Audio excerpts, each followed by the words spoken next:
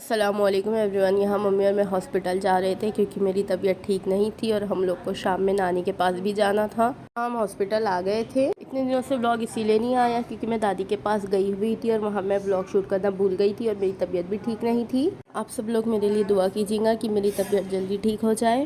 हम लोग यहाँ रेलवे स्टेशन आ गए थे नानी के घर पे जाने के लिए। पहले तो हम नानी के घर पे ही जा रहे थे, लेकिन बाद में हमने डिसाइड किया कि हम पहले मुस्कान दीदी के घर जाएंगे। यहाँ ये वंदे भारत ट्रेन आ रही थी जो कि मैं पहली बार रियल में देखने वाली थी। अक्सर मैंने इसे मोबाइल पर या रील्स में ही देखा था और यहाँ अब्बू भी वही कह रहे थे कि ये वंदे भारत एक्सप्रेस है। हम लोगों को लगा कि यही हमारी ट्रेन है, लेकिन ये हमारी ट्रेन नहीं थी। हमारी ट्रेन इसके बाद वाली थी। मेरी आवाज़ चेंज लग रही होगी कि मेरी तबीयत ठीक नहीं, इसीलिए। देन यहाँ हमारी ट्रेन आ गई थी और हम लोग ट्रेन में अपनी सीट पर बैठ गए थे और हम 3 लोगों की सीट साथ में थी और एक सीट अलग थी। तो मम्मी, फरहान और मैं साथ में बैठ गए और अब्बू अलग सीट पर बैठ गए।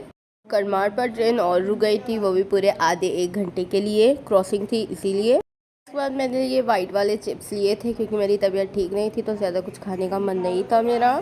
देन ट्रेन यहाँ जालना स्टेशन पर आ गई थी और आप लोगों को बैकग्राउंड से आवाज़ें आ रही होंगी क्योंकि आंटी के पास सब बातें करते बैठे हुए थे, इसीलिए। यहाँ हमारे सामने एक पैसेंजर थे और उनकी एक बेटी भी थी।